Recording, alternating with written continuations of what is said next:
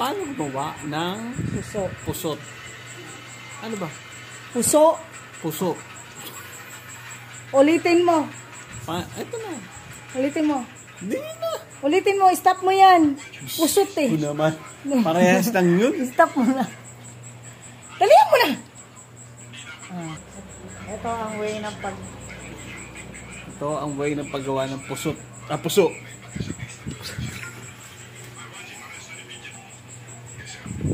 Yan. Puso. Pusoy. Ito po ang tamang paggawa ng puso. Ayon po yan sa aking asawa na natuto ng sa panandalian lamang. Puso yan. Ganyan pala yun. Okay. Ayos ah.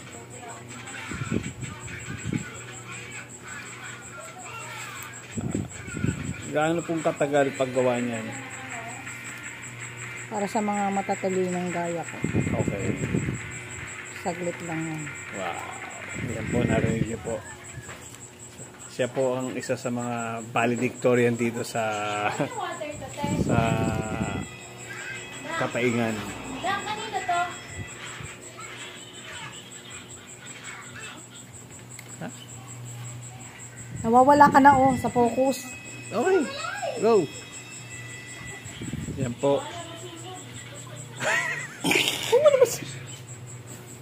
Yan po. Paggawa ng puso. Pagkatapos pong gumawa niyan, lalagyan pa po ng kanin yan. Bigas.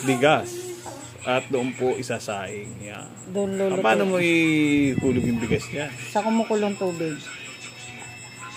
Hindi ba lulusot ang bigas dyan? Kasi nilalak yan. Wow, yan po. So, papakita po sa inyo. Yan. Ito yan. Wala pa yan. Wala pa po yan kasi wala pa po yung bigas. Hindi pa yan eh. Hindi pa dyan nangyayari ang magic. So, may magic pa pala to. Kasi hinihigpitan yan. Hihigpitan para malak ang mga bigas. Yung ganun pala yan. Ang puso. Bao. Ang puso. Yan, kita nyo naman po. Puso na. Parang korte. Kaya pala tinawag na puso. Korting puso siya eh.